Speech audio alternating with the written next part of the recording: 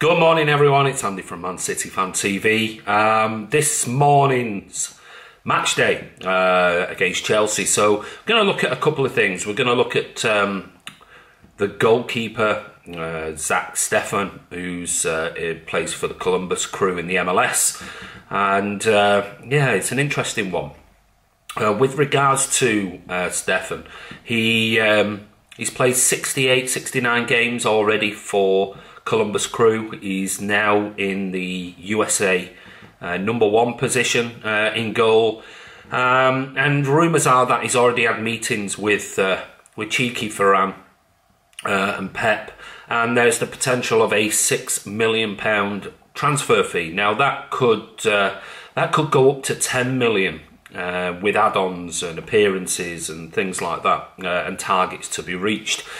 The problem being is that they don't think he can get a work permit. Therefore, if he does sign in January, the chances are he's going to go on loan, whether that be to Patrick Vieira's Nice or he goes to Girona and plays there for a season or two, and that should overcome the work permit issues, or he's going to have to play a hell of a lot more games as the #1 for the USA to be able to get a work permit. Now, where does he fit in? I mean, I'm not so sure. We've got Muric, who at the moment is our #2. We're going to have Bravo coming back, so the only solution would be to get rid of Bravo potentially when he's finally fit, probably next summer. And even if he goes on loan, is 6 months on loan going to be enough for him to come back? I mean, now I think he won I think he had 10 clean sheets in the MLS last season, and won the sort of like Golden Glove for the most clean sheets. And I'll be honest with you, I don't know much about him. He's 23 years of age. He'll be 24 in April. So, yeah, big, 6'3", 6'4". Keeper, young, but you know, like I said, we've got Muric, who is both technically very good on the floor with the ball at his feet, and also he's big, he's strong, he's brave, and he's a good shot stopper. So we'll keep an eye on this. It sort of came out of the blue last week, and it seems now that it does look like City are going to go in for him. So £6 million, it's nothing really when you consider we got, what, 10, 11 million for Angus Gunn. So, yeah, it's one of those. Don't forget, check out Ray's video last night with Frankie de Jong.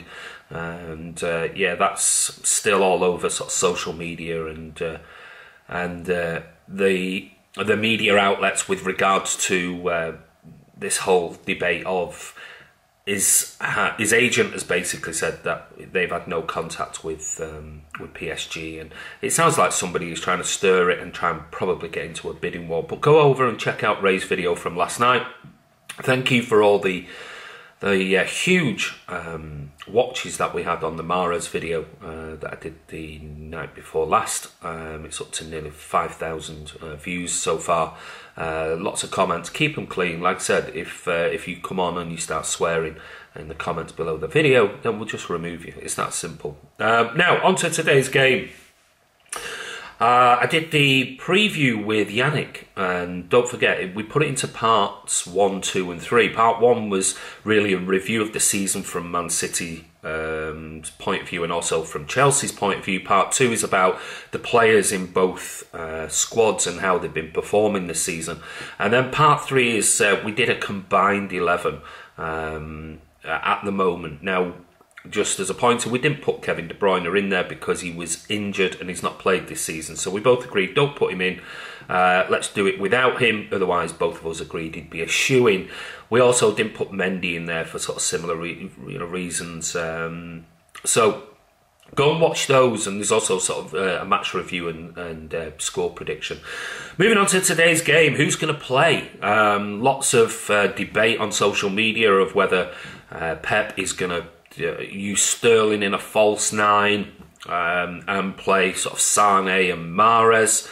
I'm not so sure, and that's only my personal opinion. I think Gabby Jesus works incredibly hard And I think personally he's better in that role than the likes of Sane, Mahrez or Sterling potentially playing there. So it also, in my opinion, what would it do for Gabby's confidence if suddenly, you know, he's not scored in a few and then he gets dropped and they bring in, you know, a winger to play in a false nine, and I just don't see any benefit in it. Which leads us to, well, who's going to play wide if Gabby does play, in my opinion. So the team then, obviously Edison in net. I think Walker will be right back. I think it'll be back to Stones and Laporte, the natural centre-back pairing. I think Fabian Delph will play left back. He does a wonderful job for the team. Even though there were sort of articles this week with saying how he gets a load of stick off the City players, in particular Raheem Sterling, from the All or Nothing video where he had the big outburst in the changing room after the 3-2 defeat to United, and he said about getting back to basics, and I think he said they constantly remind him of that all the time, but he's been wonderful when he's played at left back. So, you know, Delph for left back for me. Moving into the midfield, Fernandinho holding. I think then it will be Bernardo Silva and David Silva ahead of him. I'm going to stick with Gabby up front, and this time I'm going to put Sterling on the right up against Alonso, and with him being able to cut inside as well. And it was a toss-up, and, you know, people will disagree, but I'm going to go for Sane. And the only reason I'm going to stick with Sane, even though Mahrez had a wonderful game the other night and was man of the match, is something has clicked in the last couple of games whereby his defensive work, his tracking back, when he loses the ball, we've seen it twice, 3 times now in matches where he's run 20, 30, 40 yards to win the ball back, lost it high up near the penalty area of the opposition, and ran all the way back to near our penalty area, chasing a player, and won the ball back. So I think that really is going to stand out for Pep, certainly in a game when we go away to a place like Stamford Bridge against Chelsea. He'll want people who will work and work and work back when we lose the ball. It's equally as important as when we've got the ball. So that's the only reason. Otherwise, I could quite easily have put Sterling on the left and Mahrez on the right. And you could say it's, you know, unjustified to drop Mahrez after his man of the match performance the other night. But I'm just going for balance in the team, and Mahrez might be a perfect weapon to bring on at some point in the game. So that's going to be my team: Edison, Walker, Stones, Laporte, Delph, Fernandinho holding, with Bernardo on the right ahead of him, David Silva on the left of him, Leroy Sané on the left, Sterling on the right, and Gabby sort of up front, being an absolute nuisance and playing on the shoulder of David Luiz. So fingers crossed. I think it's going to be an entertaining game. I think it's going to be a close game. I think it's going to be a tough game, and I said in my prediction 2-1 to City.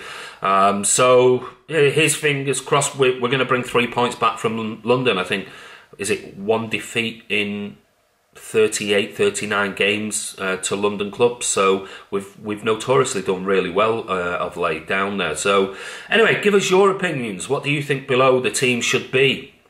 And who would you have in playing up front? Would you play with a false 9, or would you stick with Gabby? Personally, I'd stick with Gabby. Let's not forget, and let's not give him too much stick. Let's not forget, only a few matches ago he scored a hat-trick in the Champions League. So, you know, let's get off his back for those who are actually getting on his back. But I think most City fans on the whole are perfectly happy with Gabby's work rate and what he brings to the team, even if he's not as clinical as the likes of Aguero, and who is, let's face it. So don't forget, subscribe to the channel. Click notification, that way when a video is posted you'll be notified immediately, and comment below the videos, and you know, like I said, keep them clean. If we start seeing sort of swearing and things and that, you know, then we'll just remove it, because the channel is watched by all ages, and we've got a responsibility to everybody. So Glad you enjoyed it. Glad you're still following. Followers, you know, we've smashed through that 5,000 followers now, onwards and upwards to 6,000. So this is Andy from Man City Fan TV, and we'll see you soon.